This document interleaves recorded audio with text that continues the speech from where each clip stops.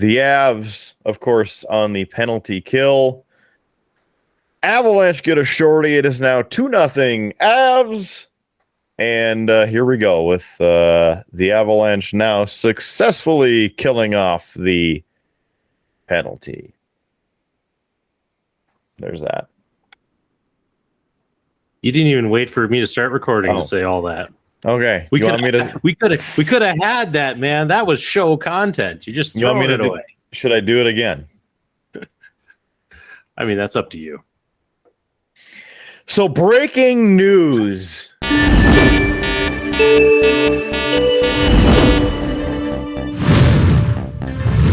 Jaco, you're gonna love it. In fact, they've just gone to break, which is how awesome this is going to be. ESPN Plus, of course, ESPN doing hockey again. Your Colorado Avalanche taking on the Seattle Kraken in Seattle for the first time ever. And here we are, 13 minutes remaining in the first period. Not only have your Colorado Avalanche scored once, but on the penalty kill, breakaway, Nichushkin grits the puck. Nice, awesome, shorty goal. Yes, your Colorado Avalanche up 2-0. 13 minutes remaining in the first period in Seattle. There is your KRDN Eyewitness News 8 / Beer Blues and BS Sports Update. Legend tales of a place where the booze flows freely and the stories are always entertaining. If you were bold enough to seek out such a place, head 13 miles down the Tuscan Highway to a tiny blues joint known as the Townsmith Tavern. Once there, enjoy the ride.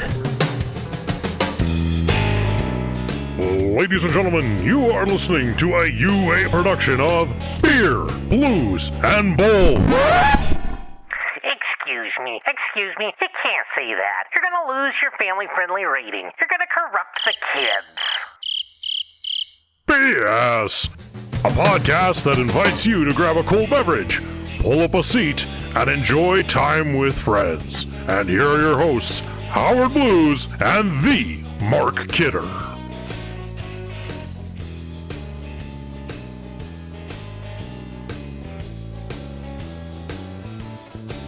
Good evening, ladies and gentlemen, and welcome to Beer, Blues, and BS, the podcast that takes all kinds of pills to get all kinds of thrills, but the thrill we'll never know is the thrill that'll get you when you get your picture on the cover of the Rolling Stones. I'm your host, Howard Blues, here, as always, with my co-host, the man, the myth, the legend, the Mark Kidder. Kidder, how you doing tonight? Do we have the rights for that? Just wondering. We don't have rights to any of the songs I have referenced in the opening, and that's not going to stop me. So great. So I guess my mood is slowly deteriorating, and the ever impending doom and likelihood of class action lawsuits against Scotch, and Scuttlebutt. Wait, no, that's the other show. Rum Rocket Rumors. Damn it, wrong show again. Yeah, Beer, Blues, and BS. Hey, buddy. How you doing? I'm doing all right, Kidder. Feeling a bit tired. Didn't get a lot of sleep. Fighting off a bit of a headache, but I'm going to try and power through this show. So okay, we're going to have a good time. I'll try and talk a little softer for you, so then we have the true podcast voice here, and that way your head will not explode. Don't speak too softly, Kidder. I might fall asleep. Okay, I will increase my volume by 10%. Oh, wait. There's somebody else in the room tonight. I suppose that we should introduce this wonderful guest joining us on Beer, Blues, and BS for not the first time and not the second time, but a three-peat, if I am not mistaken. Oh, see, that's why I'm mistaken, because it is a four-peat, who again gets an award for for the fourth time on the show. You can't see it, but Howard Blues just face palmed exactly like Captain Picard would. It's the local geek. Welcome back, our Triple B Brewmaster in Chief. Thanks for having me back, guys. And in your defense, Mark, Yeah. it's my third time on the actual podcast. The fourth that would have been the live brewing. Ha ha! Take that, Howard the ref. You bastard. I actually knew that. Okay. Mm-hmm. Mm-hmm. Where am What? I? What are we doing here? I don't know. I guess we're trying to do a show. Maybe we should just move to what's on tap. Okay. Let's do that. Put this back on the rails. First topic, and we've already sunk the damn ship. All right. So obviously we have the Triple B Brewmaster in chief in person here on the show, which means that yes, it is time once again to try some tasty beverages brewed locally. Would you tell us what we have on tap tonight, Brewmaster Extraordinaire? Well, this one's a fun one. You can't tell probably too much through the bottle here, but it's an Imperial Stout coming in around 10.5%. It's a chocolate milk style stout. So it's going to have some sweetness to it, some chocolatey notes. Of course, that high alcohol content, so you're going to get a little bit more bite from it than you normally would. Awesome. Did you pre-pour yours, or have you drank it all already? I have not, because I actually have a surprise for you guys. You have a surprise? I'm going to pour it into this. Whoa! Hold it up for the people in the back, too. Oh, you got to say something like the camera. Oh, yeah. I forgot. I got to talk to make it focus in on me. The fancy Beer Blues BS pint glasses that they have on their swag store. BeerBluesBS.com. If you want to get your own, you can check that out. Get your very own Triple B glass and be just like the brewmaster himself and like us as well. But tonight, I did not pour it in Triple B glass. I am supporting your Colorado Avalanche and have poured it out. I wanted to do it early just in case, it pulled a Howard and went everywhere. And I'm glad that I did because I burped it 6 times before actually popping the cap off. And it still spewed a little bit in the sink there. It was pretty pissed. Mine hasn't done anything. Yeah. I don't know what your problem was. This is also, by the way, the inaugural pour for this glass right here. Nice. And now he's got to say something because it took the camera off.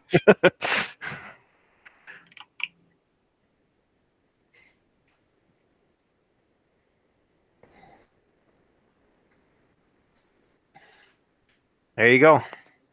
Look at that pour. Mm-hmm. Good job, local geek. That is a brewmaster pour if I ever saw one right there.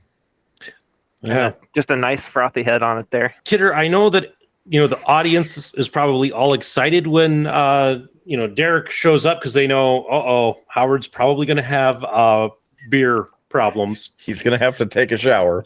I hate to say I did pre-pour mine because new house, new carpet. But if it makes you feel better, Kidder, I shared this with Derek.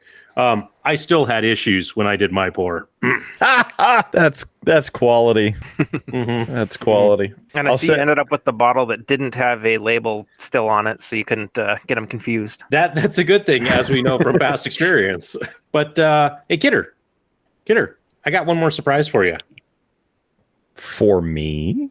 For you. You see, even though we're lucky enough, Derek is here, he's brought us these great beers. We have to thank somebody else. We have to do a shout out to one Eric Moe, who actually bought all of the beers and is the sponsor of tonight's What's on Tap. All right. Thank you, Mr. Eric with a K.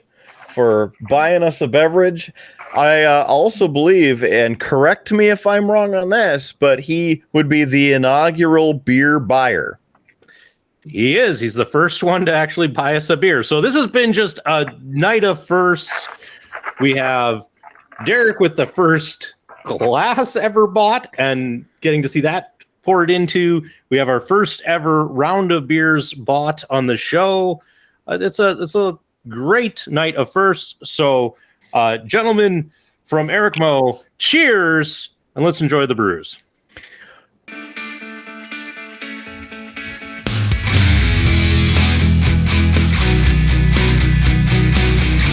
Cheers to you, Eric. Thank you for buying us the beers, and thanks to the Brewmaster for brewing them up. Here we go. Yeah, Eric bought some good beer here. This is nice.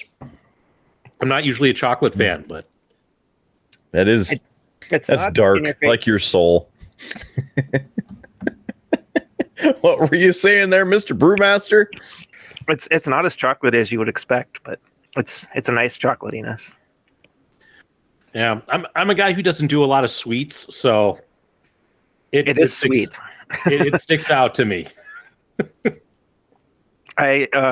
If I make this one again, I'm going to use about half the amount of lactose sugar that I used, just because it is so sweet. But that's part of the fun of homebrewing. You tweak your recipe a little bit and get what you want out of it in the long run. Yeah, I like it.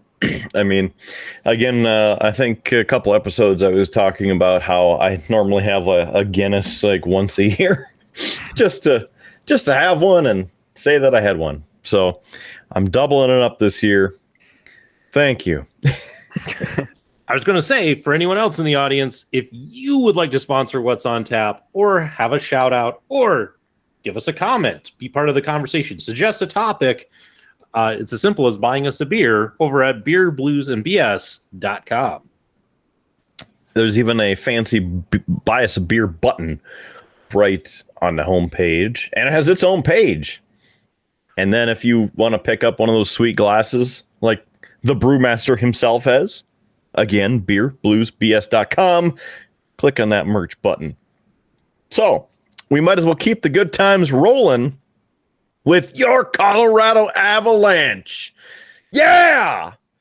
A couple weeks ago, we talked about them, and we were getting kind of sad because they didn't really seem to know what the hell they were doing. But now, back at it, they've started a win streak, if you will.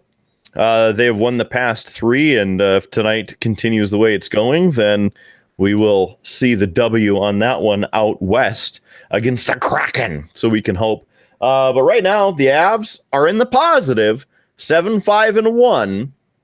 So there's still work to do the rest of the season. You know, it's always the rush to the end of the season to not only make it to the playoffs, but then keep the push through the playoffs to the old Stanley Cup final. But the Kraken, not quite doing so hot. Hey, there's a picture of Hack right there. He's sporting the goatee these days.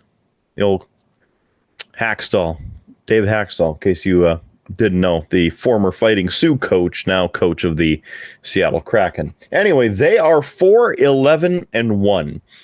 So not doing the best this year in their inaugural season, but you know, they didn't decide to get all the favors like the Golden Showers did and cheat their way to nearly winning the Stanley Cup in their first season.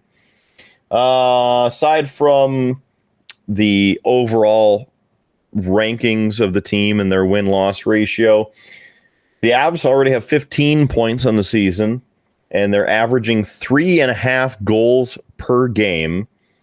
And the shots still up there, not as high as last season, but a nice 32.1 shots on average per game. And then upcoming schedule here through the end of the month, which is irrelevant for when this show will actually air. So we'll just skip the rest of that. But we can hope that they continue doing a great job and picking it up throughout the year. And the Avs are going on the power play right now after a high stick penalty.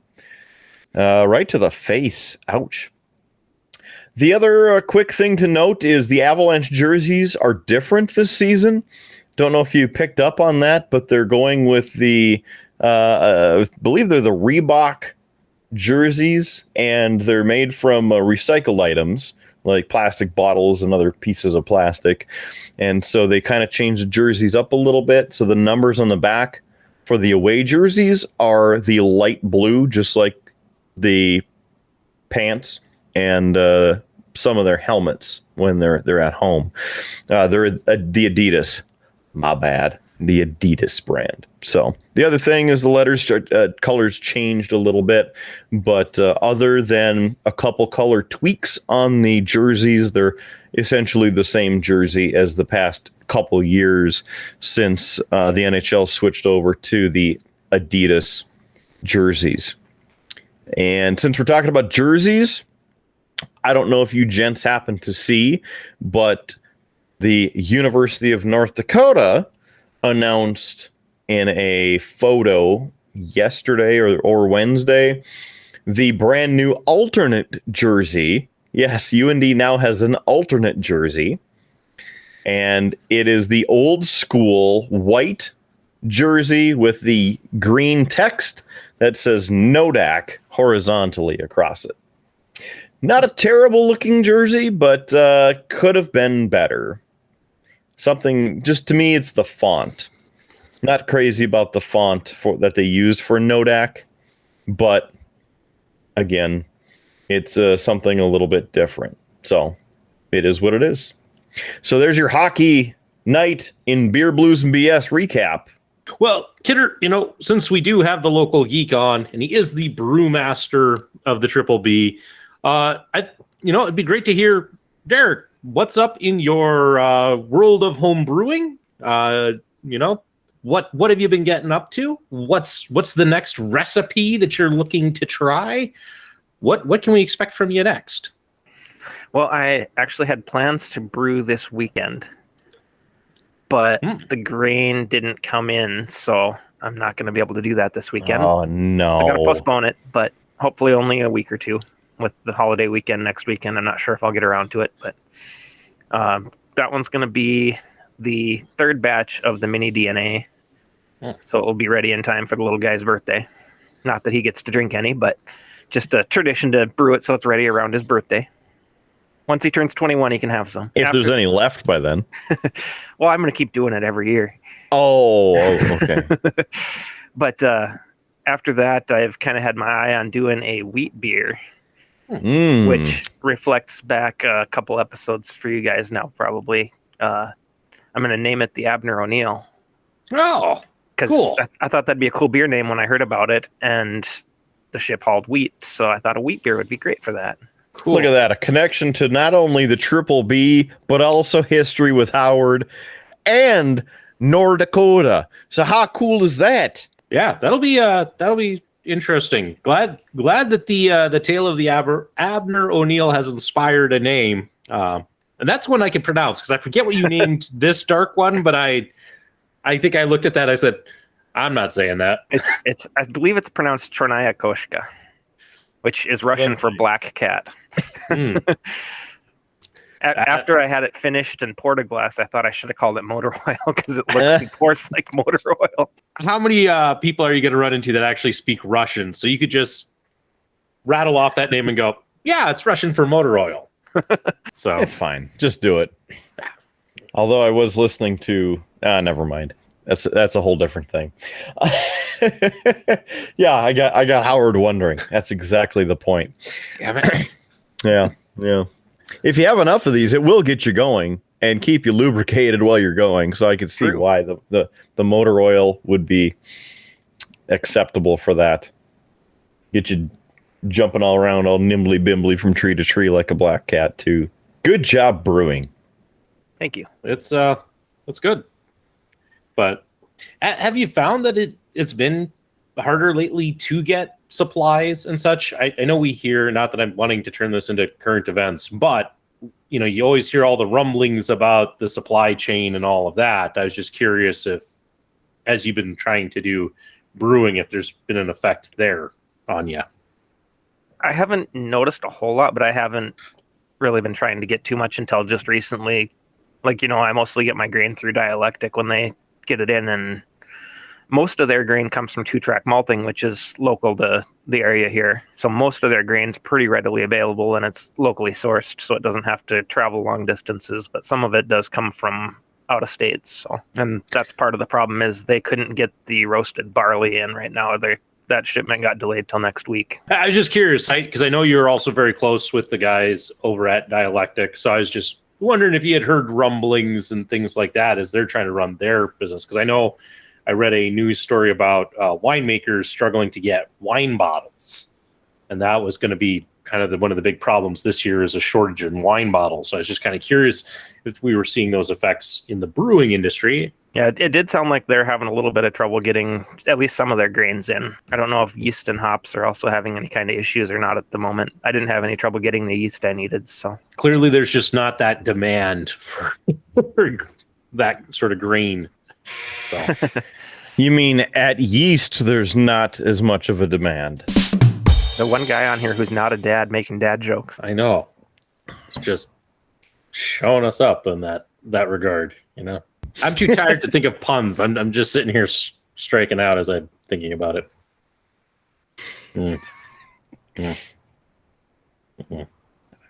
I can barely believe it. I'm gonna have to go dig out the old sound effect sounds just so I could do the wah, wah, wah, wah. Even Derek froze for a second there. The internet just gave up. The internet's probably like, I don't have to put up with this crap. Yeah, high quality. Do we want to dive into a bit of the downers right now, or do we want to keep on a high note? What say you? Sure. Yeah. Go for it. Lead the way. Great direction. All right. So I think there's a Blink 182 song about it, but work sucks, I know. What's been sucking and why? You're not stuck in a room with vacuums again, are you? I'm not the one who actually put that on the run sheet. Oh, that nice throw, but so the brewmaster. Well, it's technically a toss to either of you. So whomever is having a sucky day with all their vacuums at work, I just, you can only softball it so much, It's already there. You got to actually take the swing. So Derek, do you want to kick this off? Because I know you and I were texting back and forth earlier today about it's been a day. So yeah, I'll let guest go first. Yeah, so my day started off at 5 o'clock this morning. I was doing a wireless upgrade for one of our floors, and at about 9 o'clock, one of the department managers messaged me and said they have a device that's not connecting to the new wireless. I'm like, okay. So I went and I took a look at it, and I ended up spending 5 hours troubleshooting this thing, thinking it was a problem with the wireless upgrade that happened. And it turned out all I had to do was disable the network card on the thing and turn it back on. Like rebooting the device didn't fix it. I had to literally go in and disable the entire network card and turn it back on, and it worked after 5 hours. Ooh. That's the best. I was planning to go home early. See, that's what happens, because similar things happen to me. Because I'm like, oh yeah, I get to go home a little bit early because I worked late yesterday or the day before, whatever the case is. Same, I mean, sometimes it's a network error or network issue. That's usually on the other end when the videos are trying to get uploaded to the FTP. Crappy internet over there, crappy signal, crappy device connection, so many different things on that end. And then I'm sitting there.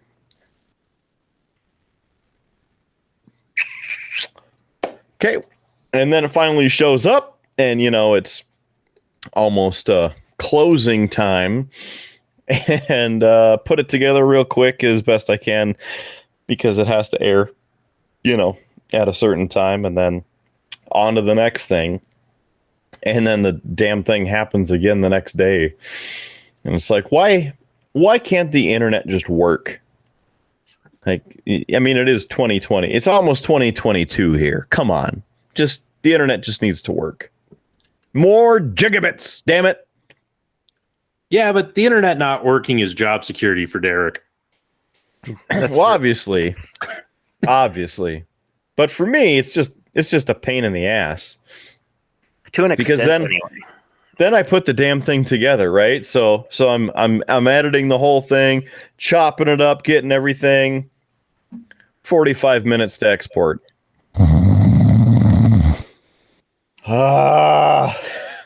Yeah. So I'm sure you guys are aware a couple days ago, Google had a pretty major outage that made my job a little annoying because we'd, of course, get people calling, the internet's not working. No, it's Google has an outage. So they host things like Spotify and Google Drive and Gmail and all that, and that's not working. But the internet itself is fine. It's amazing for as much as like people rely on the internet, very few, I think, truly have a true understanding of what the internet is. And it's always interesting to me when you deal with some of those folks and they're like, well, I just thought it would do this or such. And it's like, that's the problem. You were thinking, please stop. And it compounds even more when you manage a fairly large corporate network that comes before the internet, and something on the corporate network's not working and they say the internet's not working. We have 2 IT guys that work for us, which we are blessed to have because with the state has its own IT department, which is NDIT. And there's problems with NDIT. And Yep. Several years ago, they pulled like all of the IT people out of each individual agency and put them into NDIT. And we were one of the few agencies that was able to hold on to our guys. And so our guys are fantastic. And they're amazing at all of the troubleshooting they do. But I mean, that's 2 guys to handle our whole agency with sites across the state. They do a great job, but yeah, whenever you have to deal with NDIT, it's always just like, oh boy, this is going to be interesting. So, and if my understanding of how you guys' network works, you guys essentially connect into the state's network. So if they're having issues, you're having issues. Yep. My internet network is the state's internet and connectivity. So that can always be fun when you have those problems. So, but for the most part, we don't have too many. I think the worst we have it is at our Fort Buford site. It really needs an internet upgrade, but we can't get any of the local internet service providers to want to upgrade or to trench in fiber for them. I think the last time that we talked to them, they quoted us, I think it was $175,000 to trench in. Oof. Yeah. We run into that too. For the viewers that don't know, I work for a healthcare company that has a lot of rural sites, and our hospitals, we tend to try to have dual internet connections. So if one goes down, we've got a backup. But you get into these small towns and there might be 2 different providers there, but one of them is the provider for the second provider. So if they go down, the second provider still goes down. Fun stuff.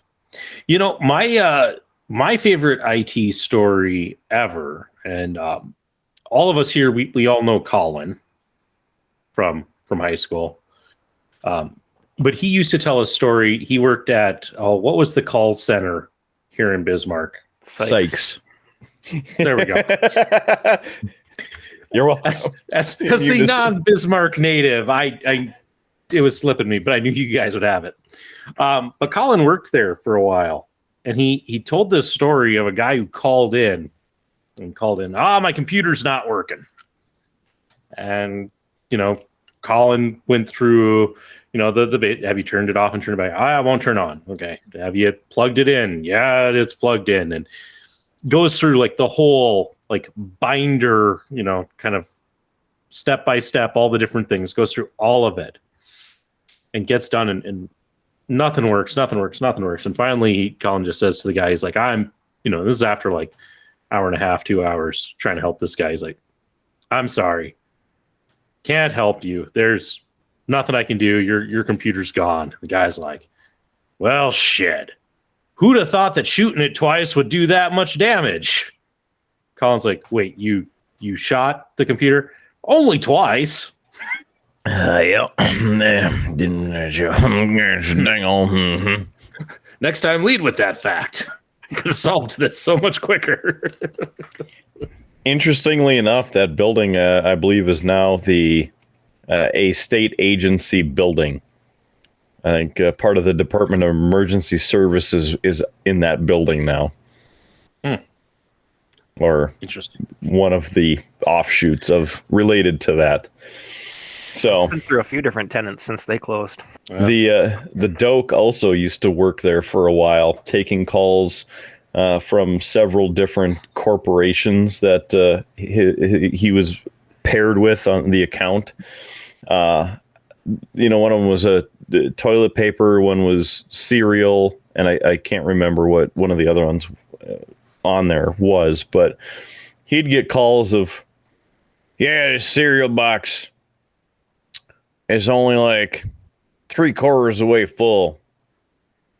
I'm sorry, sir, that you had that. Can I give you a coupon? No, I don't want a stupid coupon. I just want a full box of cereal. Well, I could send you a coupon for a free box of cereal.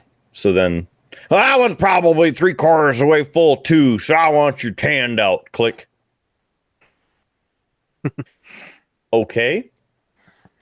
Right. I mean, some of the comments and calls that he got, whether they're questions on things on the box or the cereal itself, or the item itself, or complaints, just bizarre. And hopefully one day we'll have him on, so then he can tell some of those stupid stories like that. But yeah, same sort of thing. I worked out there for all of 3 weeks. The account I was on was called Pegasus. They're a subsidiary of DirecTV, and they pulled their contract right after I got done training. So I got trained on how to take all their calls, and then got laid off and got a 2-week severance pay. Well, I think you made out okay in that regard, because I don't know that I've heard of too many people who are like, I loved working at Sykes. It was the best job ever. You don't hear that. All you ever hear is the horror stories. The most interesting part of my training was they had to mail us the training tapes 3 different times, because when they went through the postal x-rays, they got corrupted. And they were VHS, by the way.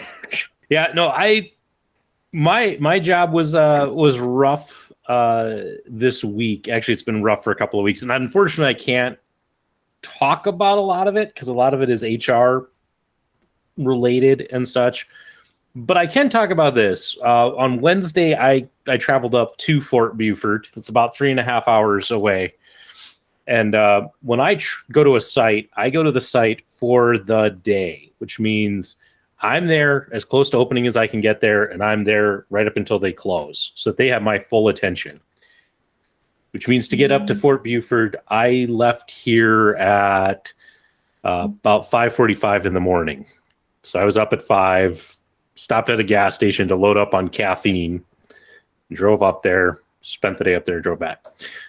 Normally, I don't mind the long drives. I enjoy that. But I still, and Kidder will know where I'm going with this, I still haven't found my iPod with this move, which means that I was forced for like 7 hours to listen to Terrestrial Radio Strikes again.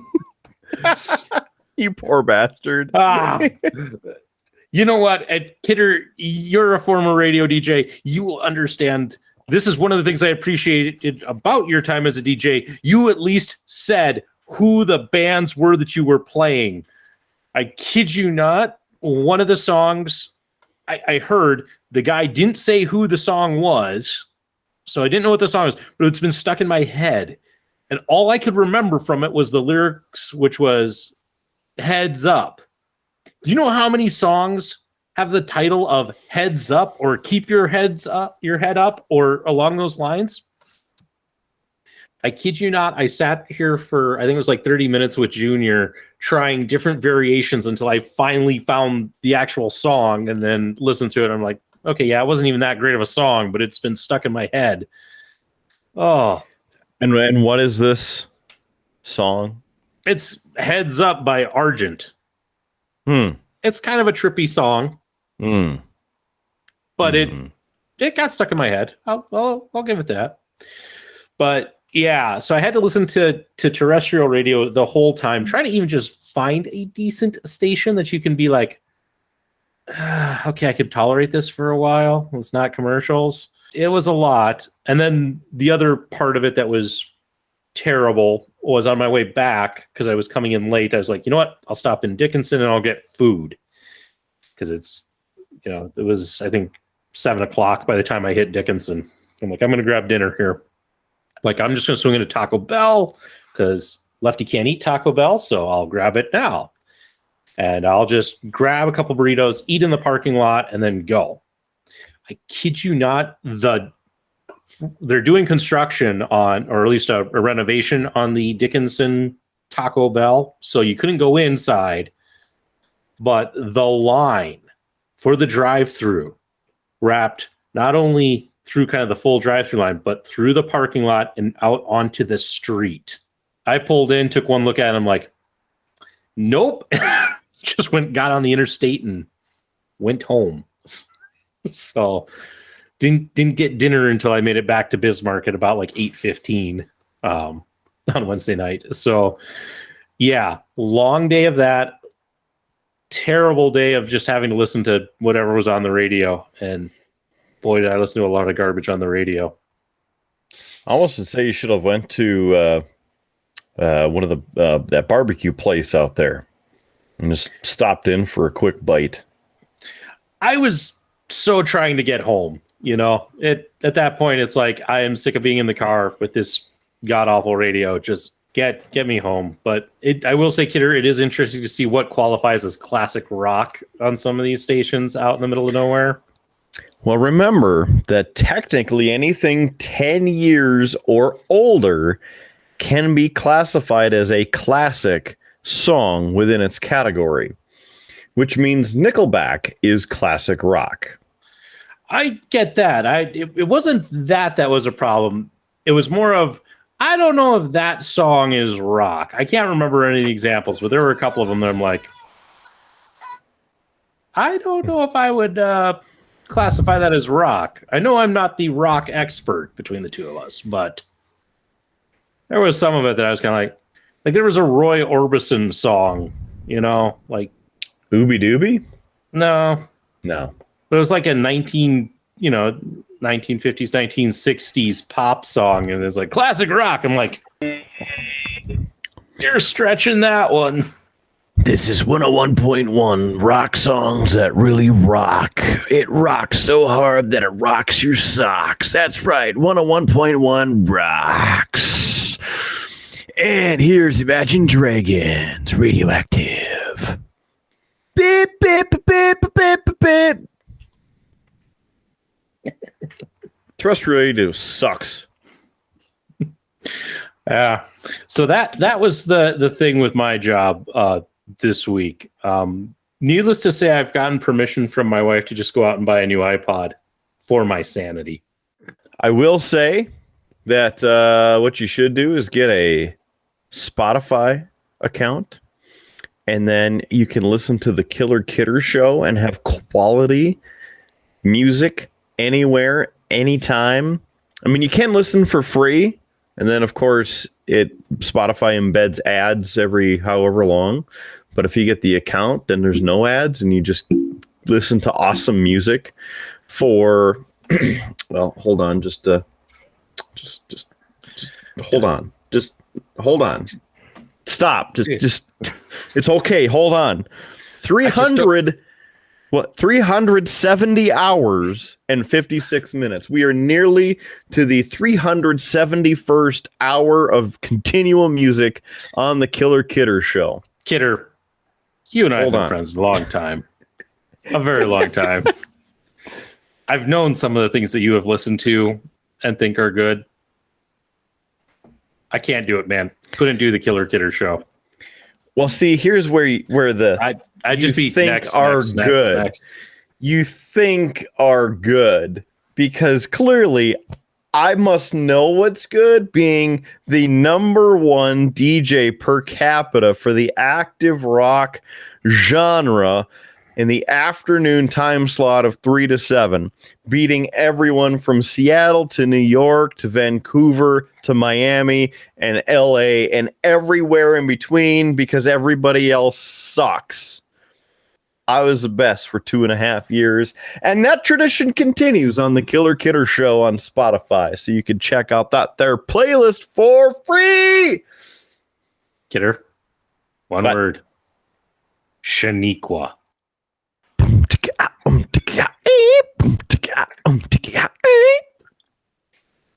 For those of you who know exactly what I'm talking about, thank you very much. For those of you who don't, please check out Little T and One Track Mike's classic song, Shaniqua Don't Live Here No Mo. Local Geek, it looks like you need a little pick-me-up, so you should pull that song up right now. Listen to it in your headset. That'll get you going through the rest of the show, guaranteed. Know what? I need a refill. Ah. So do I. So I'm going to bust into the Shiner Bock right here because I figure that will pair well with the Black Cat of the evening. Well, I got to go to the fridge, so I'll be right back. All right. We'll make sure not to have any really good content while you do. Okay, now that he's gone. It's kind of like that one person I work with who used to work with you can never catch when we talk about him for whatever reason, and he thinks that we're lying. I know. That's I mean, the show is called Beer, Blues, and BS, but we're not always about BSing people. It's more about BSing together, like sharing the bullshit. That's what this is all about. We're not BSing him. We're just talking about BS. We're just shooting the shit. Welcome back, Brewmaster. Thank you. Got myself nice refill here. It's a Chuckley Plum from Dialectic Brewing Company here in Mandan. nice. It's their choke cherry sour beer. Give us a better look at the can, if you can. What do you got there? Oh, you got to say something again. Oh yeah, I always forget I got to talk. It's just got their label that they put on all their crowlers, and then they handwrite the name and the alcohol percentage on there, which I don't know if it's mirrored for you guys or not, but it is for me. So that's 12 ounces, and what else? What are some of the other notes on there that it gives you? It's one of our little things we like to share. 25.4 ounces, actually. Ooh, wow. And then you said 3.4 or 3.9%? Yes, 3.9%. So it's a little lower alcohol, but I figured it would go good after having a 10.5% one. Yeah, it was a little thick. I just picked that up in their tap room tonight because I stopped by. I was going to pick up grain, like I was saying, and they told me they hadn't gotten their order in yet. So I figured I'd get another beer to have on the show. Good choice. The only other one I have in my fridge right now is a 8.5%. I forget who makes it, but it's called Old Bastard. What does Howard Blues have to say about that? I just asked if it was a Scotch ale. Avalanche, go!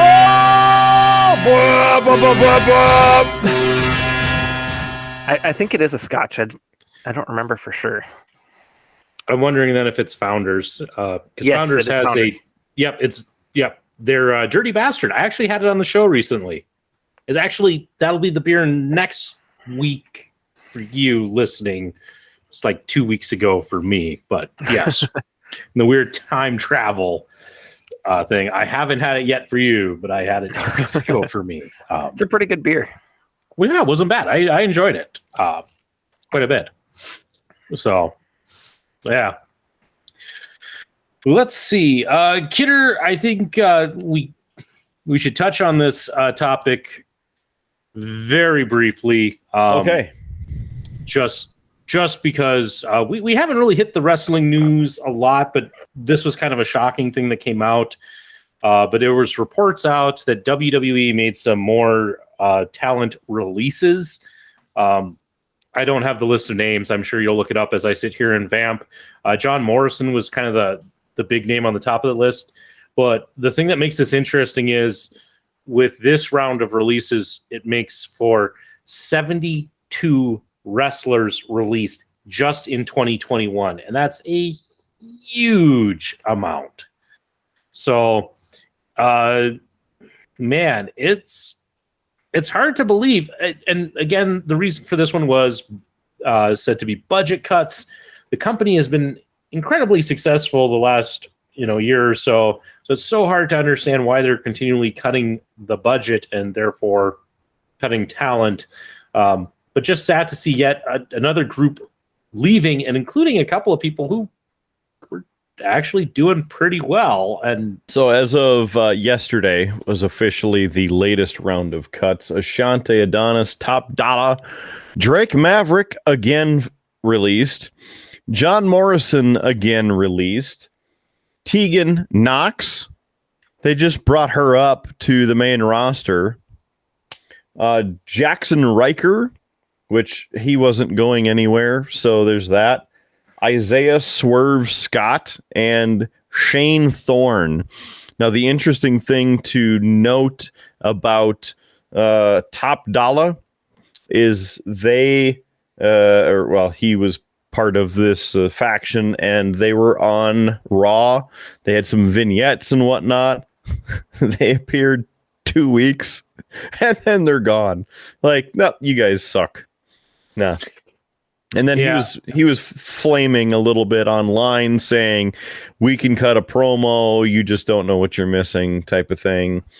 But then you look back at some of the older tweets from the 6 months ago era or so, and saying, yeah, you wouldn't get cut if you didn't, do your job or something like that. I don't know. Yeah. There's a lot of pairing happening, and a lot of people in the wrestling community are pushing back against WWE. In fact, telling fans to stop supporting WWE, stop paying WWE, stop going to the events, stop buying the merchandise, everything involved. I mean, I get it, but I don't. With the, like you said, record profits, but they're still cutting so many people, which then goes back a few weeks ago to when we're talking, is it truly a conspiracy? WWE cuts a whole bunch of top or near top talent for other promotions to pick up, and then having to dish out that much more money, and then in essence bankrupt those companies while WWE keeps making a shit ton of money. There's a lot with it. No, that's 4, baby. Sorry. Yeah, I was trying to look up here because one of it wasn't in this wave of releases, but in this, I think it was the one before that. There's the name, BFAB. Who, if you're like, who? Don't worry about it. And the only reason I bring her up, signed a new contract with WWE, and a week later cut. So, like, just inked a new deal, and gone. So it's interesting, and I just kind of wanted to bring it up just because it's, to me, the astonishing number is, cutting 72 wrestlers.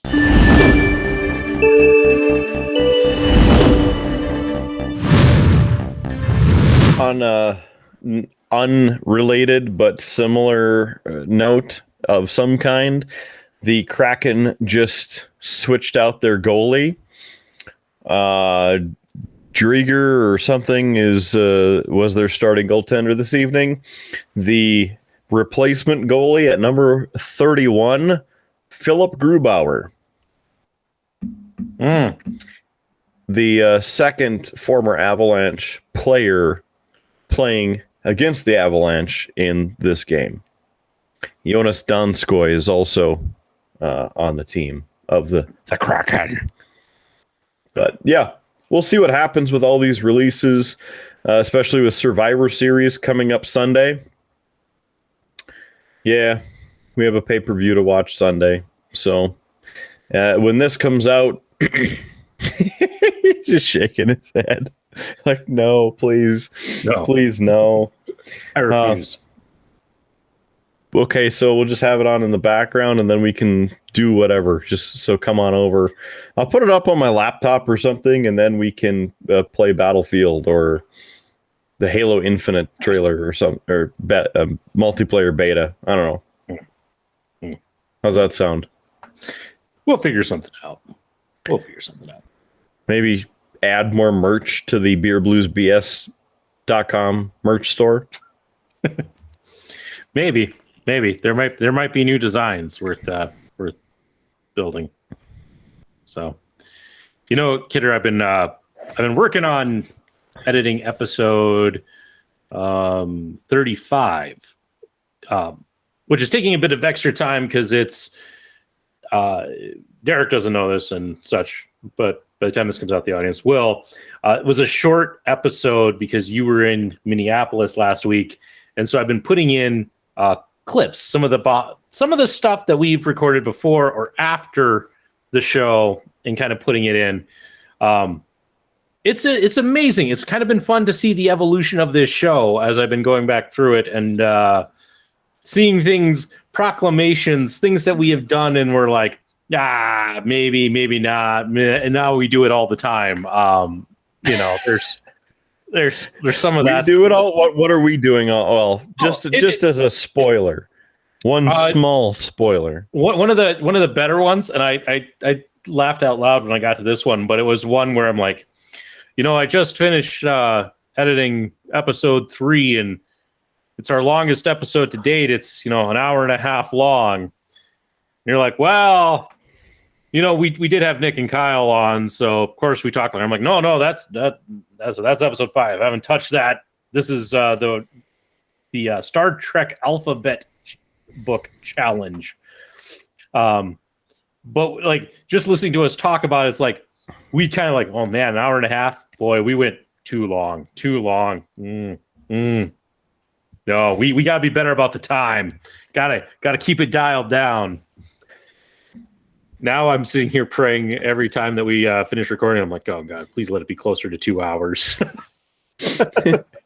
Around 2, not only under 2, but around.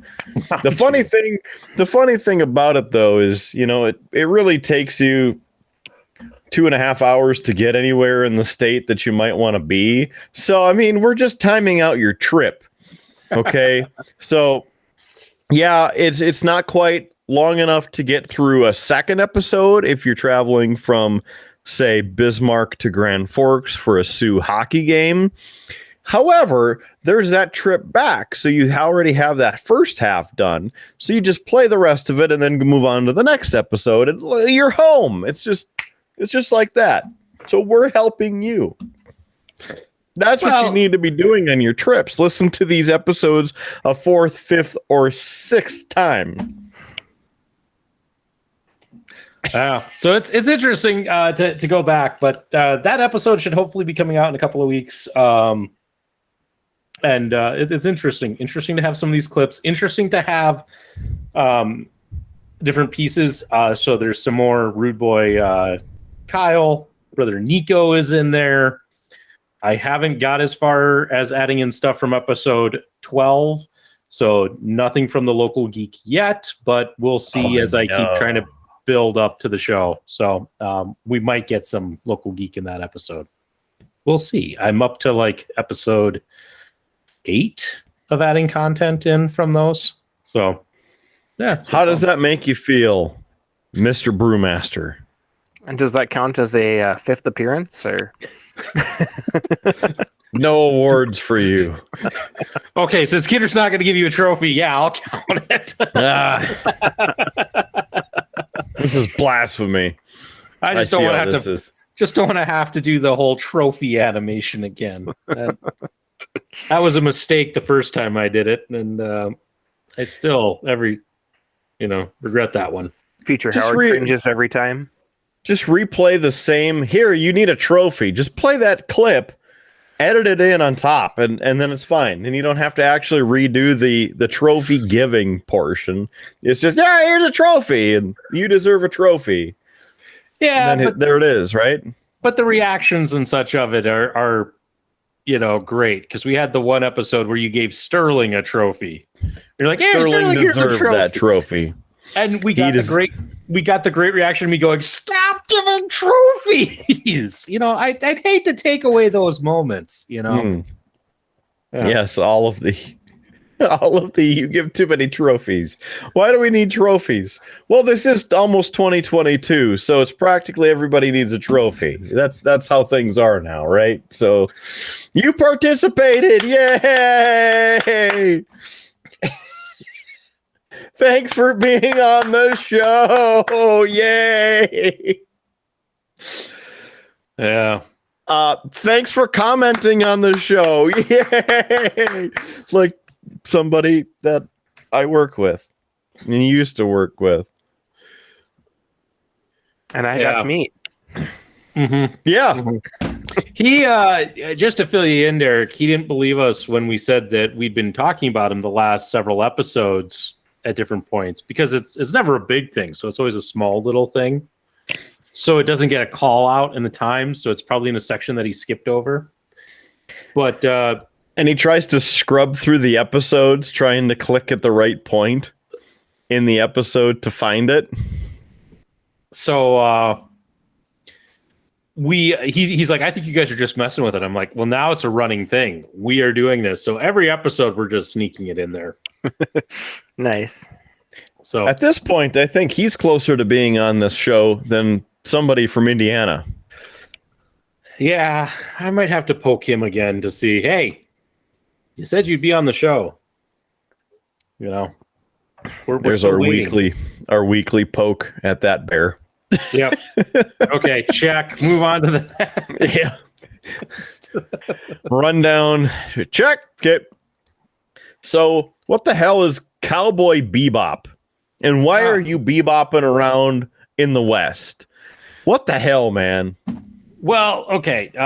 Derek, are you familiar with Cowboy Bebop? I have a feeling you would be. I have heard of it, but I have not seen it. Okay. So the quick rundown is Cowboy Bebop is an anime from the late 1990s.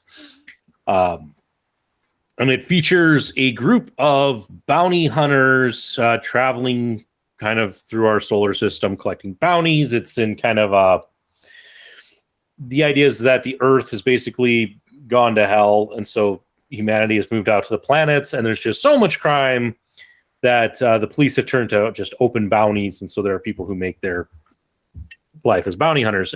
But the series was known for basically combining science fiction and film noir, and a lot of jazz and blues in the soundtrack. And it's one of the first animes that really kind of caught on and people really latched onto. And for many who are big into anime, they're like, oh gosh, it's Cowboy Bebop.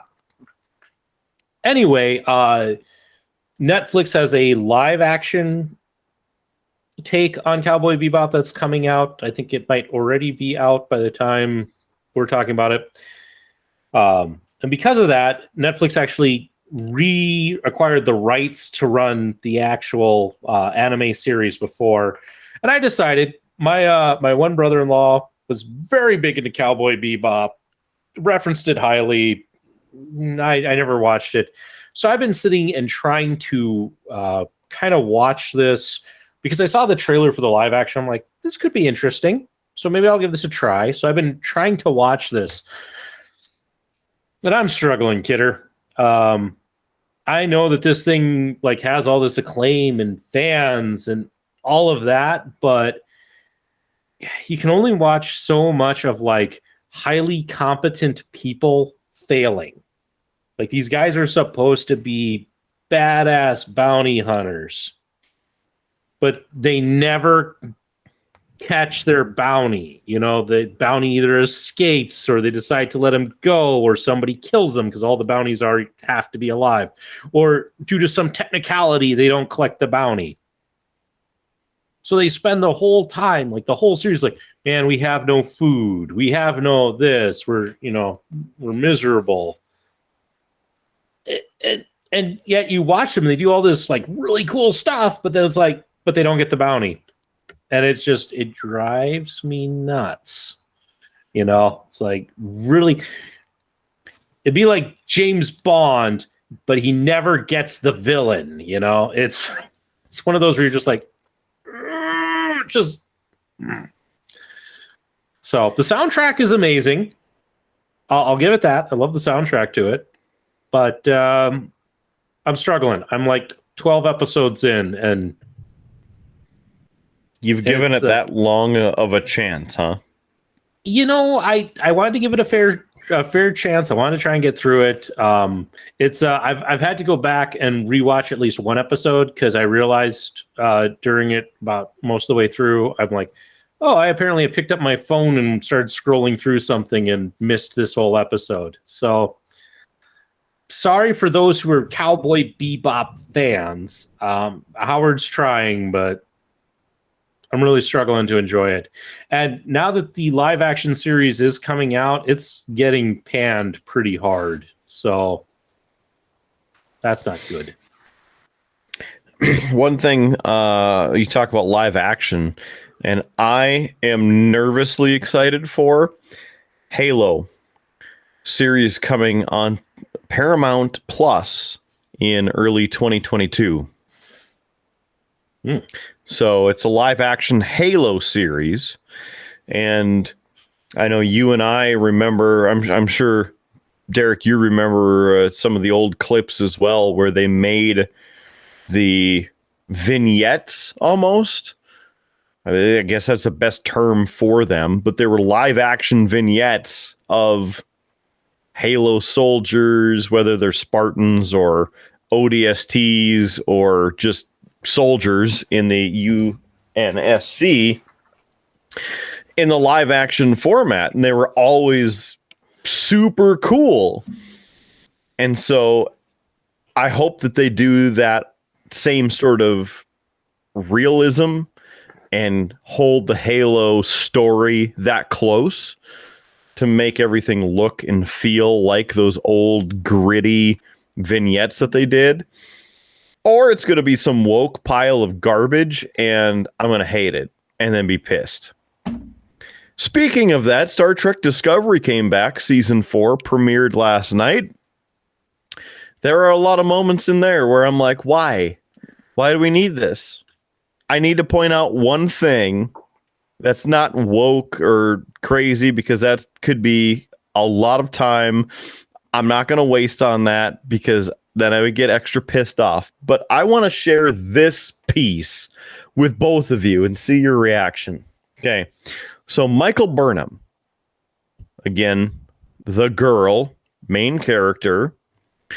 At the end of season 3, she becomes captain of Discovery, because now they're in the very far future, 3188 or some whatever.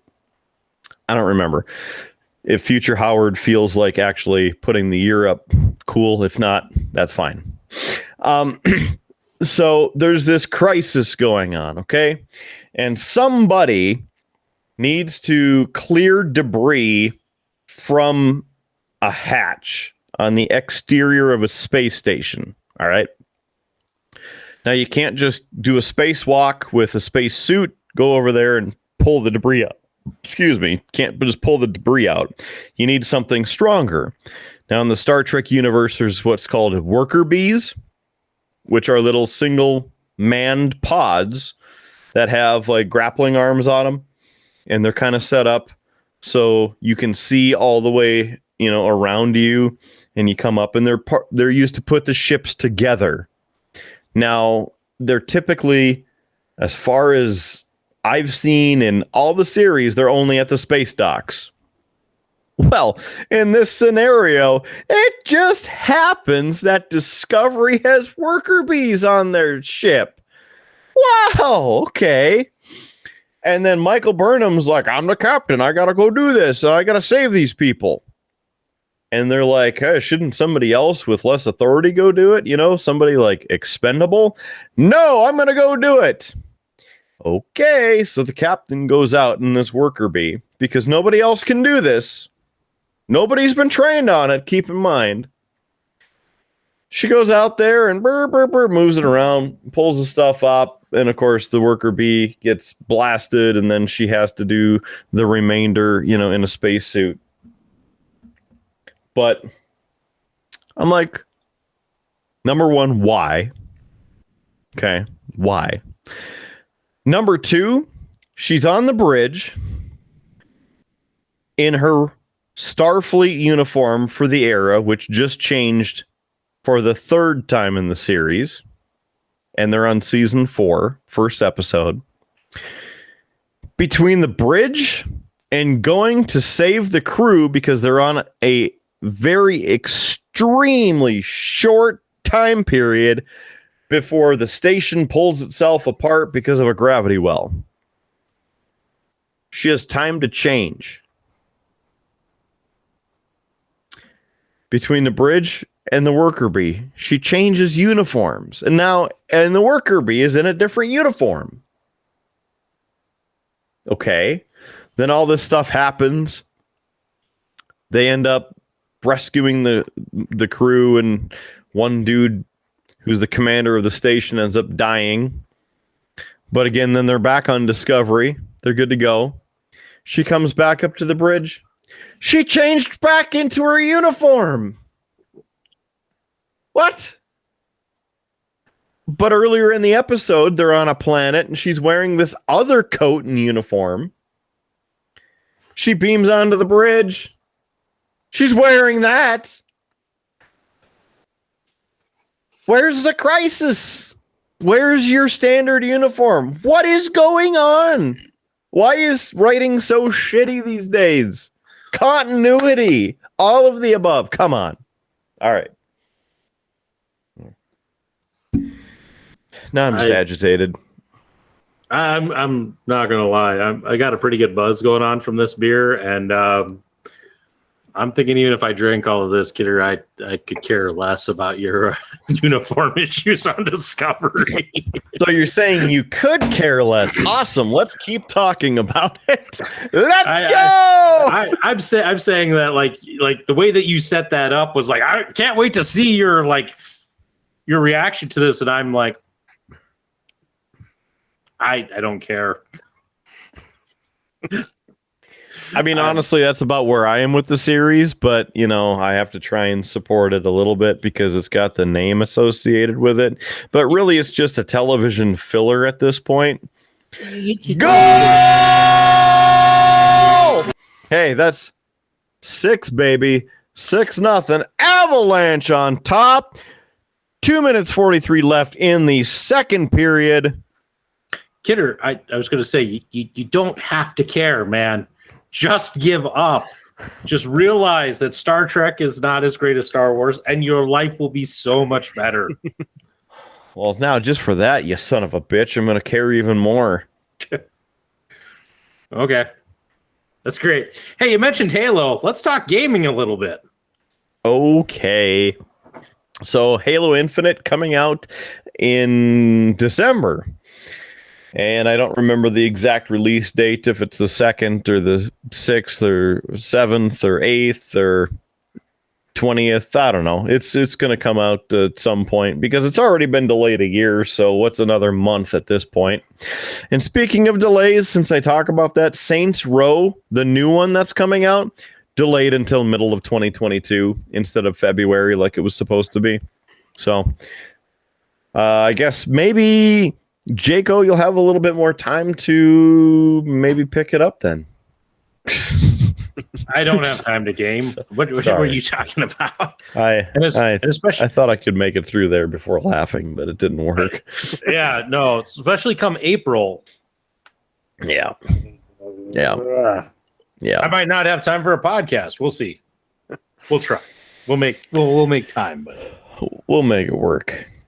But Speaking of yes, that, I was going to volunteer myself as tribute as a stand-in co-host for an episode or two if you need. wow, Howard gave the thumbs up. I am okay if Local Geek, if you want to take over the hosting duties for a week or two, I'd be down with that. Mostly because I've seen how long it takes to make a clip show, and that was going to be my alternative. So I will take you up on that. If Kidder is okay with it, I mean, Well, absolutely. We can have ourselves some shenanigans. Yeah. We'll talk about driving sideways down streets, what the best approach is, best speed, things like that. I feel like that needs to come up every time I'm on now. So. Good times. But with Halo Infinite coming out, they have been sharing the, I don't know if you want to call it the beta anymore because it's been open and I've played it, but Halo Infinite multiplayer. So I played that earlier this week for a few matches. I did okay. Still have the Halo skills, but they added in a bunch of random stupid stuff like a grappling hook and shit so you can zip around the map. So you like shoot it off your armor like you're Spider-Man or some other dumb superhero. There. Yeah. That was just for you. I really don't like that extra garbage that's added in. I miss the old, just straight up multiplayer. You don't need to be jumping around and all this bullshit. Just make it a multiplayer where you freaking shoot people and you try and beat the other team. Like, this isn't so difficult. Blood Gulch, man. The old Halo Combat Evolved original game. Go back to it. Ultimate be-all, end-all of multiplayer. And screw the rest of this stupid shit that you put in these freaking games. So, I'm probably not going to be playing the Halo Infinite multiplayer because this extra stupid shit that's in there. So, there's that. I'll be waiting for the story to come out. Yes, I'm agitated by that too. I'm agitated by the, oh, get off my lawn! Ah, damn it. I was waiting to make that same joke. Get off my lawn. I'm waiting, sitting here patiently. You're welcome. Or I'm sorry for stealing it. I don't know, both. Maybe that's what I need to do is I'll go back into Halo Infinite and try and, I don't know, crouch on a lawn, and then maybe you'll have to download it and then come watch me so we have the third person view, and then I'll just start shooting up in the air or something and then can scream, get off my lawn. We can record it and then play it on this show because then it'll be completely accurate. Yeah, that seems like work.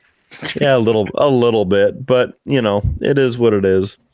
So I don't know, just all this extra stuff that they're adding in for damn kids these days and their internet. I don't know. But Battlefield 2042 officially released today. So I've had the pre-access or early access because I pre-ordered the game. And so I've been able to play several matches throughout the week, and even in the beta that they had for the multiplayer where they were testing some things out. Overall, it looks really good. In fact, posted a video of me chasing tornadoes in the game. Because what else would you do in a first-person shooter other than chase tornadoes? Right? I'm not the person to ask. We know my track record in first-person shooters and shenanigans. Yeah, I mean, you essentially did the same sort of thing I did. The difference is you didn't get shot out of a tornado. You just got shot out of a trench in the ground and then went all Jesus Christ, it's Jason Bourne. Killed a dude. Howard killed a dude? I know. You better lay low for a while. That's okay. So I don't know if you got the video and you're showing it right. Future Howard's showing it here or whatever, but well, now that you called it out, he's got to do it. He doesn't have to do it. Oh, he doesn't have to do it. He's got to do it now. You know. Oh, otherwise we're gonna get hate mail. It is on Facebook. Yeah, we don't need Future Howard to get hate mail. Future Howard's probably the most loved character on this damn show, so we don't need him to get hate mail. He really doesn't get enough credit for all the work he does. No, Future Howard does not. And such. I give him credit all the time. Remember me saying thanks all the time, and Future Howard, thank you. And just now, no, it's okay. You don't have to put that video in. It's fine. Stop sucking up to Future Howard. You know he's a perfectionist. He's gonna sit there and go, you mentioned it. I gotta have to do it. Yeah, you know. Trust me, I have many a time Kidder said like no when you've been like, well, Future Howard. I'm like, no, Future Howard's not gonna do it. And you know what? When I get to that point where I'm Future Howard and I'm doing it, it's like, damn it, I gotta do it, you know. Actually, Kidder, I don't want to spoil it, but Future Howard, well, at this point, has already made an appearance in an episode. Like recently. And not just him like popping in to do like a hey, here's where we screwed up or such. There's a good bit. It's coming up. So you got some time warp shenanigans happening. Always. Timey-wimey wibbly wobbly. Oh, speaking of that, Doctor Who ratings are at a historic low level. Yeah, it doesn't surprise me. I will say from watching it without spoiling anything for you, because again, spoilers, this new season, it's really screwed up. I won't swear because I don't want to have to make Future Howard bleep me. I feel like swearing, but I won't. You know, if he wanted to make it fun, he'd bleep you anyway. Yeah, he probably will. The unnecessary censorship where you're randomly beeping different words and then you can't really understand the whole sentence because random words are beeped and make it sound even worse than it actually is. Have you seen the video of the Count from the Muppets where they bleep him every time he says the word count? Yes. That is hilarious. Hilarious. Yes. You know, Kidder, in unpacking, I actually found it's actually in the Cave of Wonder. My old folder, my creative writing folder, full of all of the writings from high school. For the audience in high school, I did a lot of just writing of different ideas, skits, funny little things, anything that kind of struck my fancy. And I kept it in a folder that I kept in my backpack the whole time. But I found this again. And Kidder, what brings me this up is there's a whole skit that I wrote that Kidder and I think, did once for a short about two lost explorers. And it came down to a joke about unnecessary censorship. So. Yes. It is dawning on my head. Yes, that was glorious. Yeah. Long ass time ago. Yeah. I don't have that footage, which is a shame because that's definitely something Future Howard should put in here. But I do have that script. It's in that folder. So some great, terrific, horrible comedic writing from high school Howard. So yeah, good times. Good time. Well, Kidder, today marks the end of the Monsterpocalypse Kickstarter. We've been getting, I noticed that there's a lot of people interested in it. So I'm very, very happy that we're able to strike up some interest, share the, well, what should we say? Not the just excitement, but share the Kickstarter for the company and help get their product exposed a little bit? It's still, it's been interesting. And not that I like to really make fun of people, especially with Kickstarter, and especially if they're not that familiar with how it works. I have seen some just terrible comments on Facebook where people are like, "Hey, explain this Kickstarter element to me." But it's kind of like, if you actually read the site, you'd get it. But yeah, it finished up. They raised $1,310,177 between 6,000 backers. And they do have some stuff up here for a late pledge, so if you missed it, you got a chance to get in. But it did very well, Kidder. There were some things that got released at the end that I was kind of like, oh, I didn't think we would get that. So lots of good stuff. And if you're wondering why I'm not scrolling past the rule book, it's because Google on my end is like, hey, stop making me work. Stop making me work. So while we wait for that, Derek, did you ever hear of Monsterpocalypse at all? I hadn't until you started your little series on it. Yeah, it's a game that was popular back in 2008 when it first started, and then disappeared for a while, and then only came back here in 2018. So they did release a second Kickstarter exclusive. This monster, which your press hasn't remade. This is Anglax. So he was revealed. He was the, I believe, like the $1 million stretch goal. But yeah, I was trying to get down here to the all of this stuff that is unlocked. Yeah, lots of stuff unlocked for this thing. But yeah, 104 minis unlocked. So that's the core set, including finishing off with some great ones like Garrick, which is this, it swings a subway train. The giant 50-foot corgi made it in. So a lot of great stuff and a lot of expansions that they did. So I'm really excited. It's going to be a lot of fun when this finally comes out in 2022.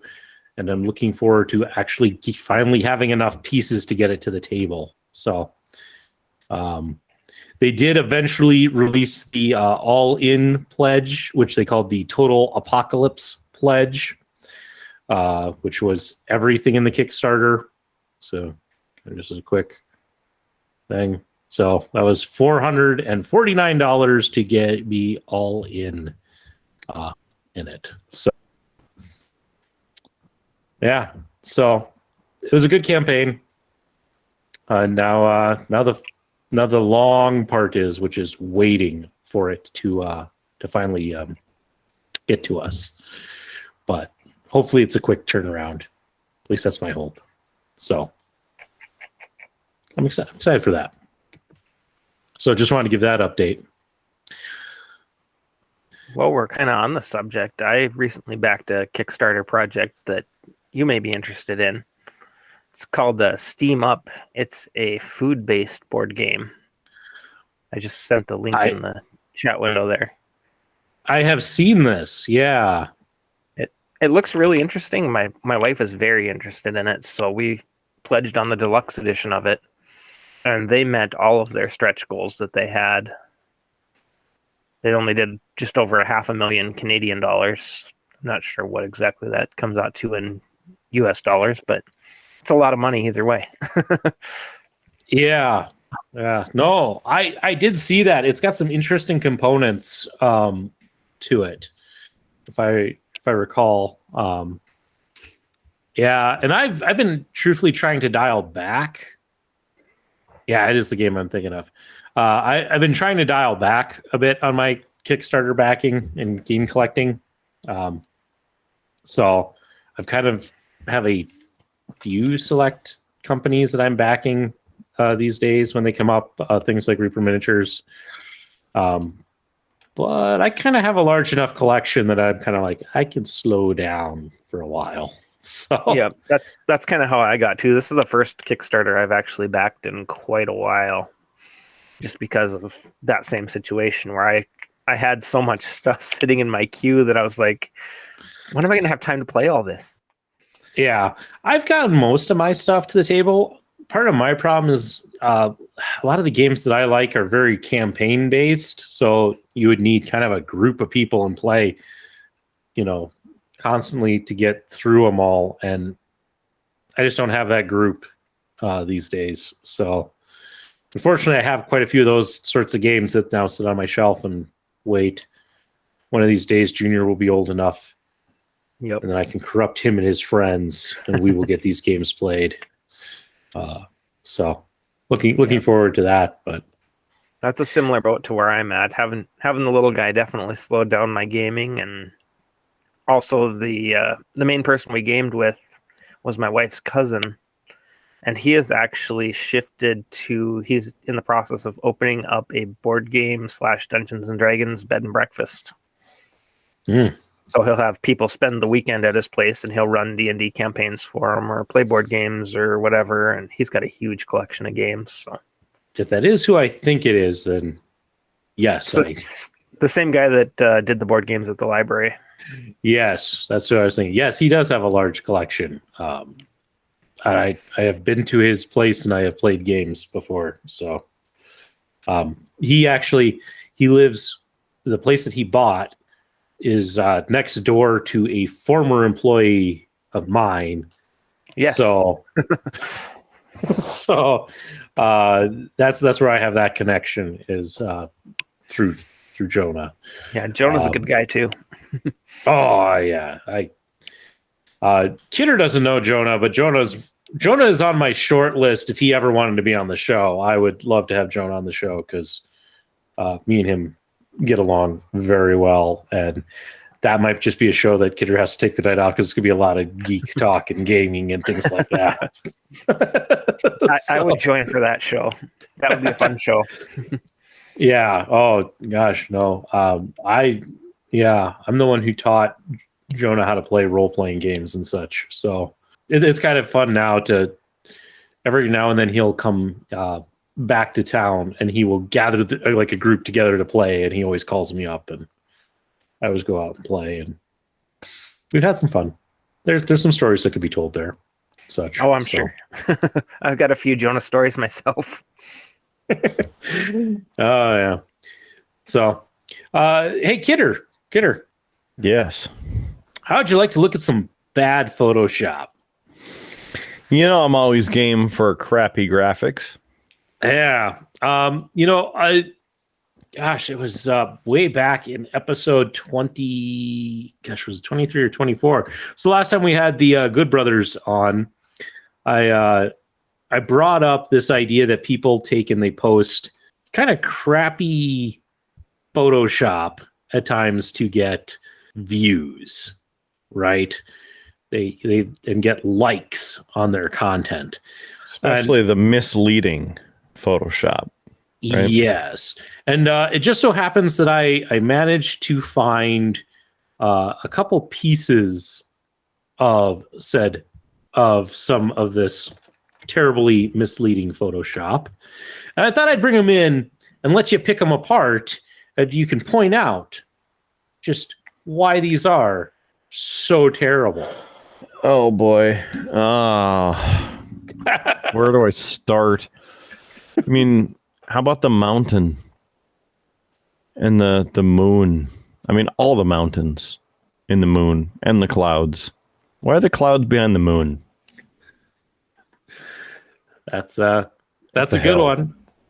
I mean, that's just a start. Like I can't see the rest of the pieces in this. I mean, is that a pole? I don't know. If I could look at this and then zoom in on pieces, I think that house on the right side is even photoshopped in. This one right here? Yeah. There's definitely something with the fence over there. that just disappears into the ground. Yep. Yeah. I was also Yeah. going to comment on the thumbtack, and then I realized that I was just hovering over it with my mouse, and it was the pin. Yep, that's embedded in there too. This is terrible. Yeah, I also like the fact that the mountain is clearly lit by the sun in this, and yet none of the rest of the mountains and such are. Well, don't you know how backlighting works? I mean, this is clearly a perfect example. Yeah, but this one was posted, and it was posted, I forget, it was supposed to be some city in Norway. And of course, it had a bunch of people liking it and like, oh, such amazing. Oh, Scandinavia is such a beautiful place. And a few people are like, this is photoshopped. So there was this one. I have another. Here we go. Here's image number 2. Yeah, wow, that rock certainly is half there. Wow, this is quality. I mean, wouldn't want to have a shadow from the rock or anything. And the fact that you don't have any hazing from the moon itself in the atmosphere. Yeah. Mm-hmm. I'm thumbtacks on this one too. Yeah. You also have to like the fact that even though the moon is slightly obscured by said mountain, down here on the water, it's not. Yeah, that's what I was talking about with the shadowing and blocking. Yep. It's practically invisible, that dense piece of rock. Yeah. Yep. Also, that moon has clearly been enlarged. No. That's how big the moon always is. Oh, that one was pretty simple. Let's see if we can get the other one. Here's the other one that popped up. I don't even know where to start with this one. I mean, it's like we've traveled to Azeroth or something. Clouds behind the moon again. The moon just resting right there on the horizon. It's just the water's just too cold. I don't want to jump in yet. It's just so blue. So blue. The turquoise water. It's like the Revenge of the Blue Lagoon. It's like the lagoons blue.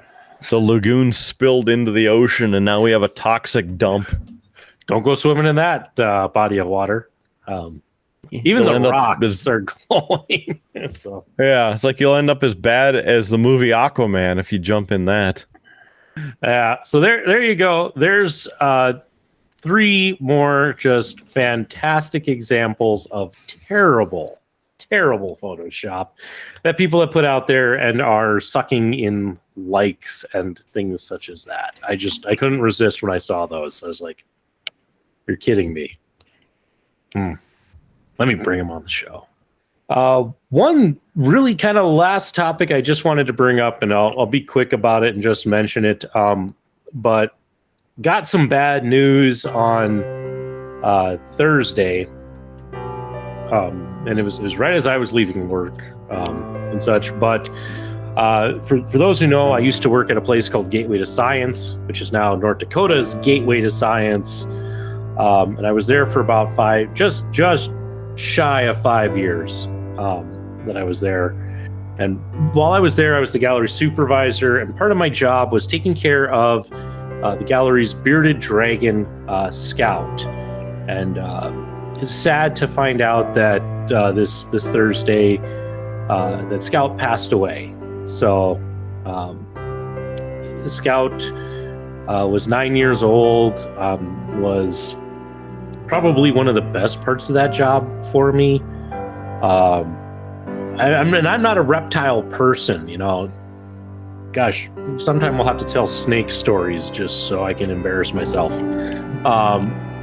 But I did love Scout, and I have a lot of memories of walking around the gallery with Scout on my shoulder, or just letting her run around the gallery. I had one family event where I got to be known as the guy the bearded dragon pooped on, because while we were waiting for the event to open, I took Scout out, had her on my arm, and I'm showing her to kids, just trying to distract them. Like, yeah, it's 10 minutes till the event, but hey, I'm entertaining you. And Scout left a present right on my arm, and for the rest of the night, these kids who I was talking to when that happened, it's like, Mom, that's the guy that Scout pooped on. I'm just like, great. So, it was a sad bit of news, and such. So, I know any of my former staff out there, there's very few of them that didn't like Scout.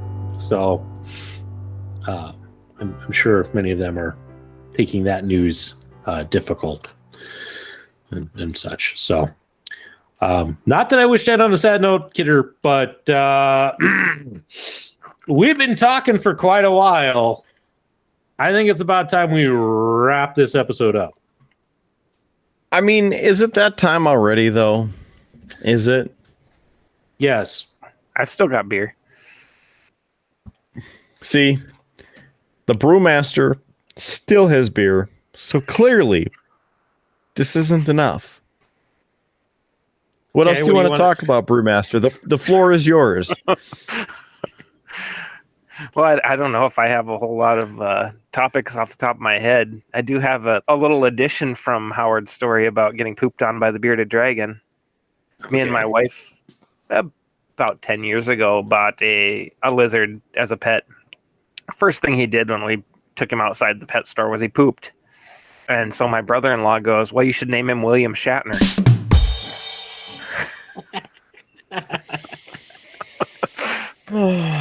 Man. But did he have any pants? I mean, you can't say that he shat in her pants, you know? That's fair. We ended up naming him Drago, by the way. Not Trogdor? No. Trogdor was on the list. The people. Burninating the countryside. I feel like I want to do the rest of it there, but after yelling last weekend at both AEW shows, my voice still hasn't come back into the median pitch range. So I think if I tried to do the Trogdor, I don't know, people screaming at night, that it just end up not so good. So we'll just end on that piece there with Trogdor. Trogdor. But hey, speaking of Trogdor, did you ever see that, Derek? The Homestar Runner? Oh yeah, we spent a lot of time watching that in our computer programming classes. I don't know if we ever did that in our computer, because you were in the same class as both of us at one point, right? I'm pretty sure either junior or senior year. I can't remember which. Was that our senior year, Jaco? With the cruise? I think that was junior year. Okay. The spring of junior year. I think it was. I think senior year was Mr. Madler, and we had the other one together. Yeah.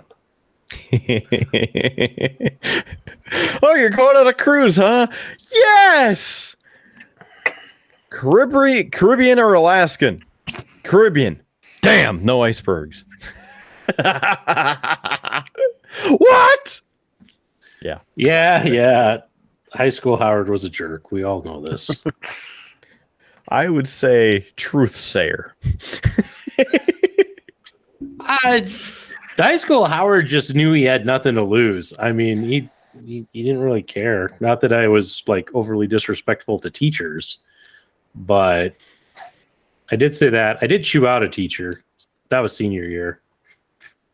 Yeah. But the thing is, they deserved it. Yes, the one I chewed out did deserve it. She wasn't a very good teacher, and I let her know. Derek, I don't know if you've ever heard that story. I don't think I have.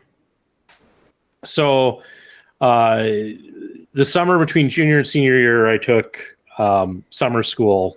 I took summer school government and econ. And the government teacher that I had, she was terrible. I won't say her name out loud, but if you remember certain rumors about a social studies teacher who showed Survivor every Thursday in their class, you would know who I'm talking about. I probably know. I can't remember what her name was, but I had a teacher who showed Survivor every Thursday during the school year. Yeah. Then you know who I'm talking about, because that was her.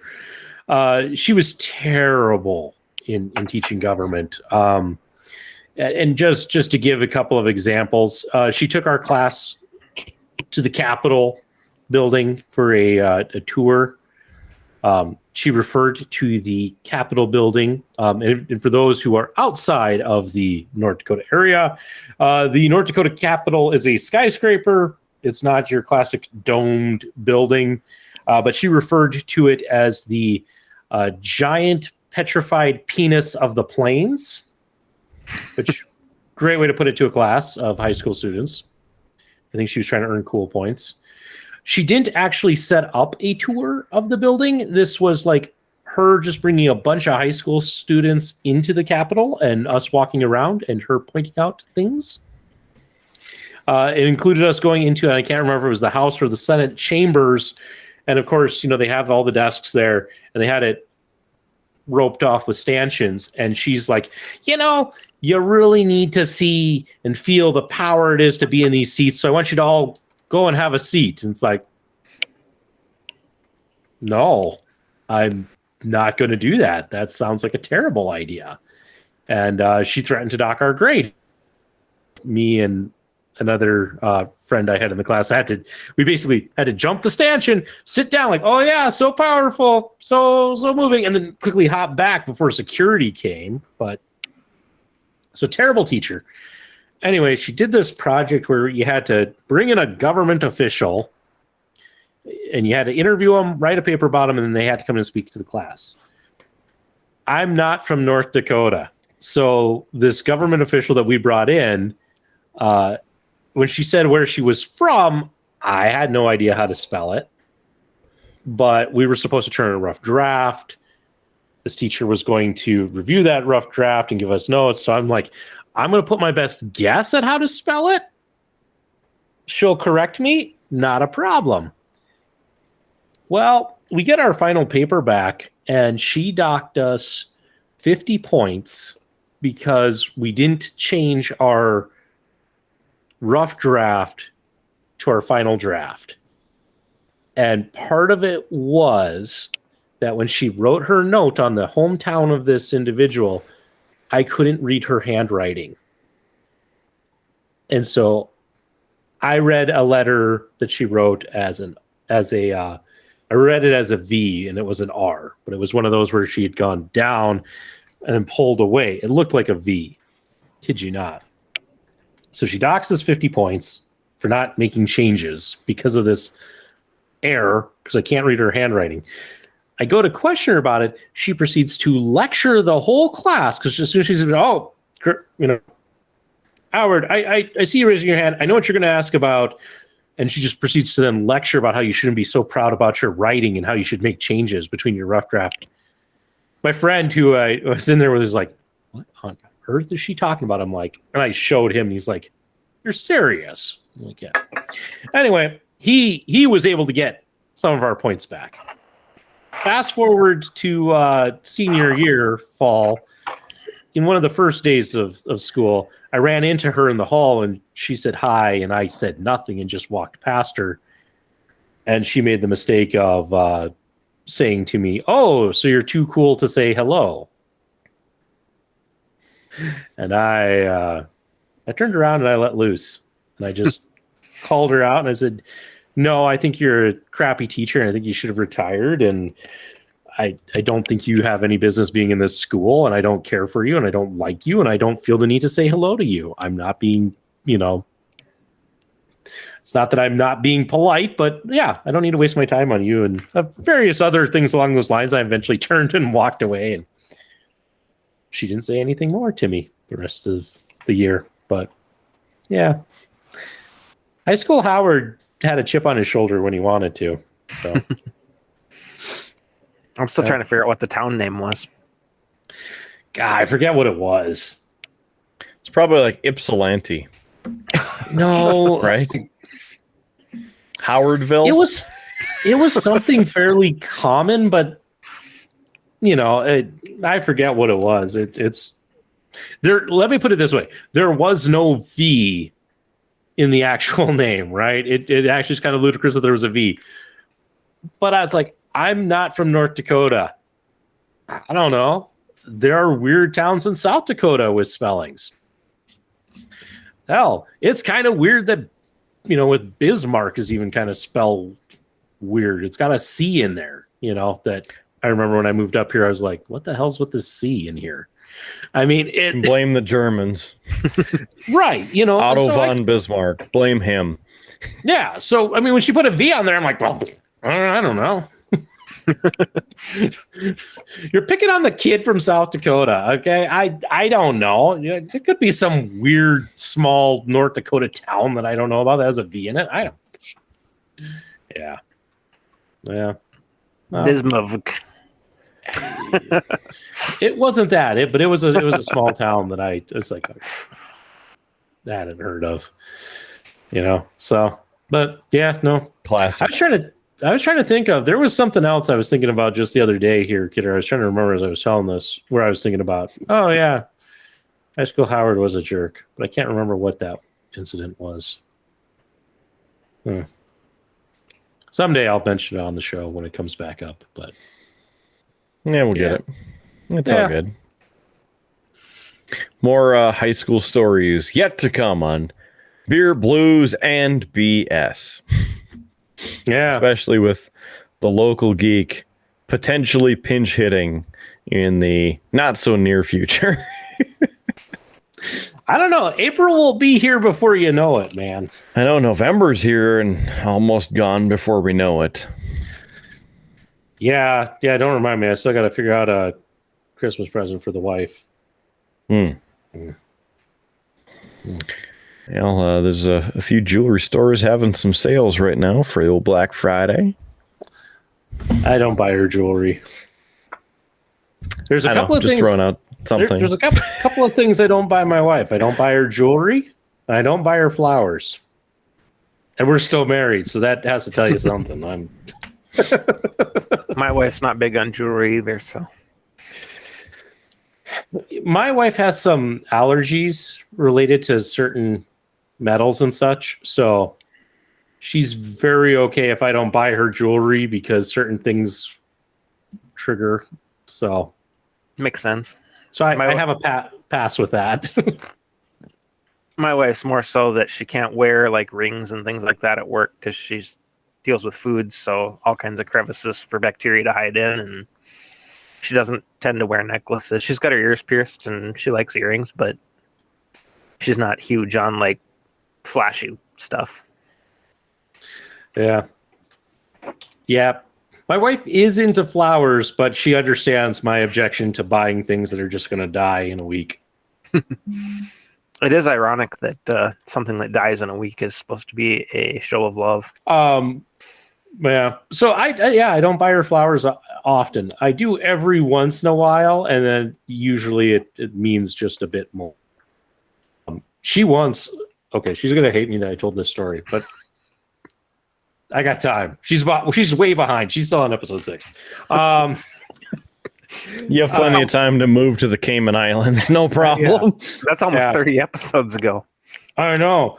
So I got some time. In fact, this is gonna be one of those things I'm gonna tell it, forget about it, and then she's gonna like eventually catch up and come home and like smack me and be like, "How dare you say that?" I'll be like, "What did I do?"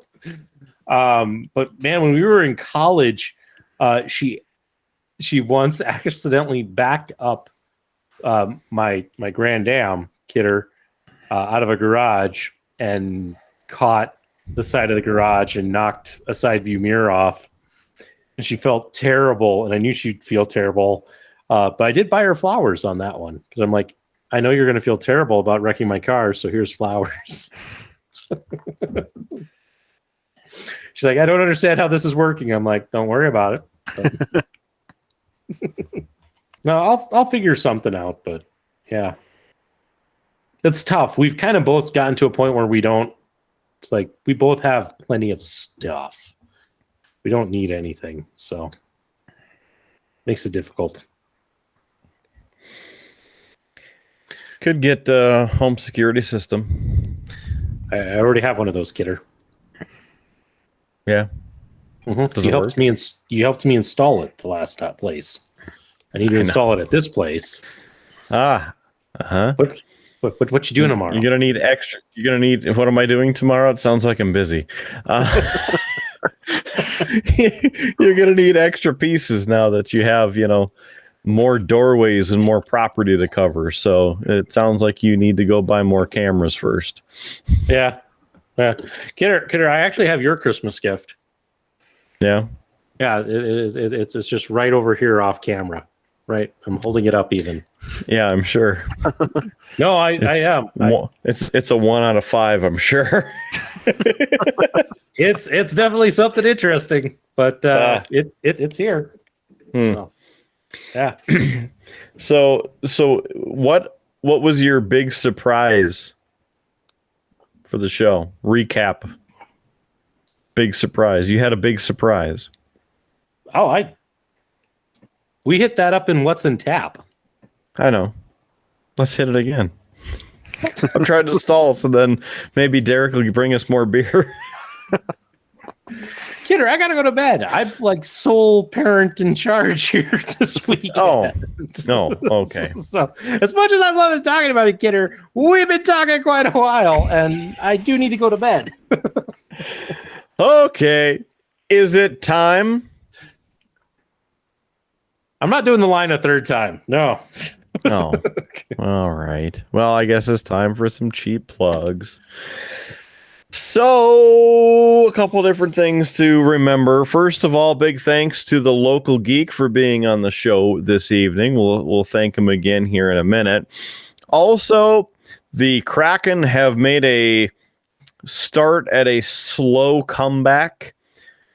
The Kraken, with 10 minutes, 21 seconds left in tonight's game, have scored 2 goals.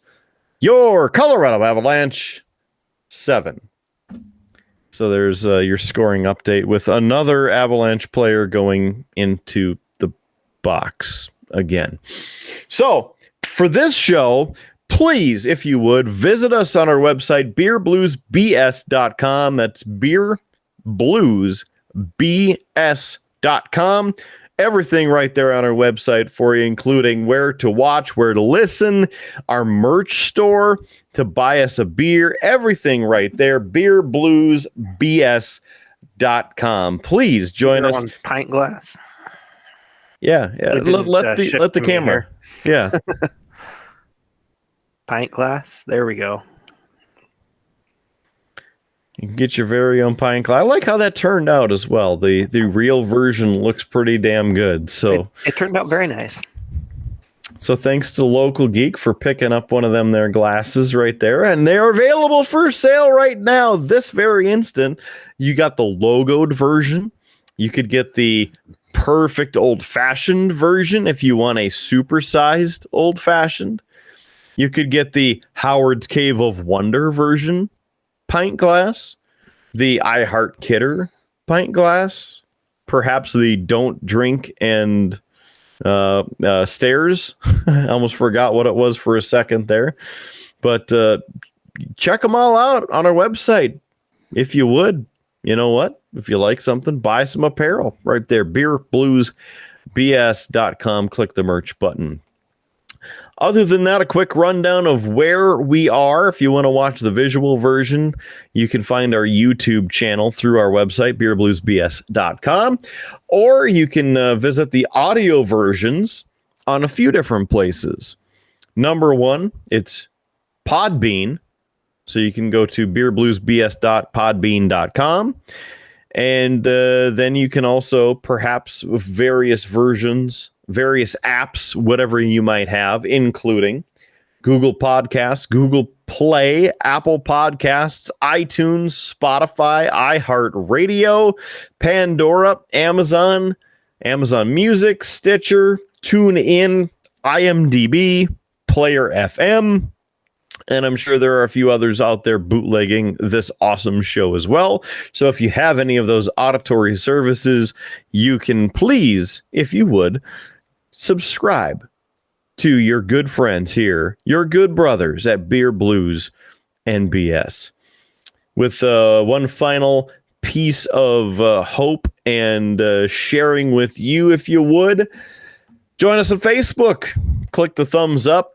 Facebook.com/Beer Blues and BS. Beer Blues BS right there on Facebook. So just click the search button if you want to go to Facebook, or you could also just visit our website, click the Facebook button at beerbluesbs.com.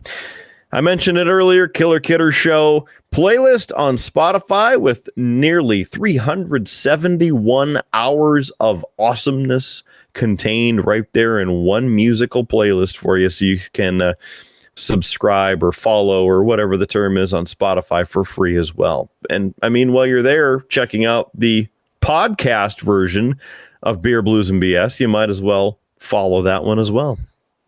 So for this awesome edition, jam-packed with full glasses of tasty beer, I am the man, the myth, the legend, Mark Kidder. For our brewmaster in charge, the one and only local geek, and for Howard Blues, have a wonderful day, night, morning, overnight, wherever, whenever you are.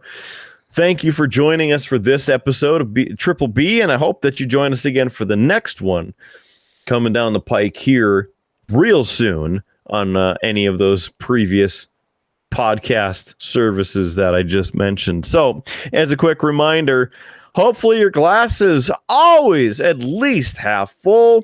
There's free beer tomorrow, and we will catch you on down the Dusty Tuscone Highway. So, keep on rocking. We'll see you again in the next edition of Beer Blues and BS.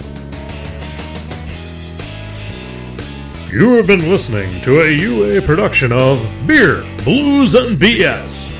If you enjoyed the show, help others find out about it by rating the show or leaving a review at your podcast listening service of choice. Thanks for listening, and may your glass never be empty.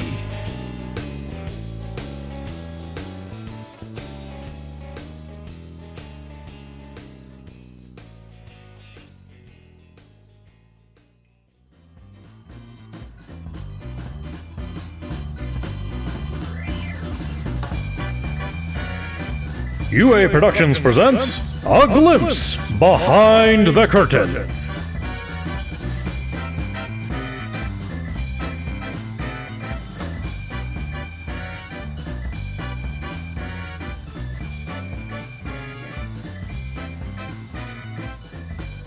Kidder, I was looking at all these photos you sent me while I was talking.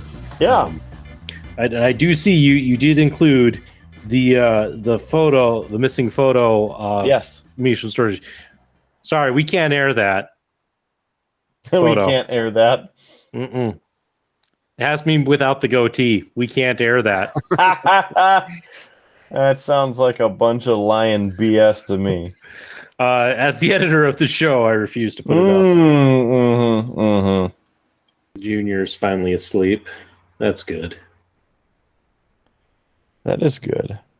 He's a little comedian. Let me tell you that, Kidder. Yeah. Yeah. Like How funny is he? Well, I was working on putting him to bed, so had him all snuggled up, and he's going through a bit of a sleep regression right now. So he's kind of figured out that he has a little bit of control if he goes to sleep or not. Yeah. Mine's not so much sleeping yet. I'm winning. Acrobat. Anyway, so he's all snuggled up with me and such, and I'm like, okay, this is good. He's settled down. He's less moving, less kicking. I'm like, all right, I might be in the clear. This is good. Give him just a few more minutes. I'll put him in the crib, and I'll be able to sneak out. This will be great. All of a sudden, he just goes, shoo. Shoo. Just fake snoring. Terrible. And like, buddy, and he just looks up at me and smiles. Uh-huh. It's like, thanks, go to bed. You're not fooling me. Oh, yeah. No, he, one of those things I taught him at a very young age to do the fake snore and pretend to sleep. So he does it. He thinks it's funny. That's what you did. You did it to yourself. I did. I take full blame on that one. I'll take it.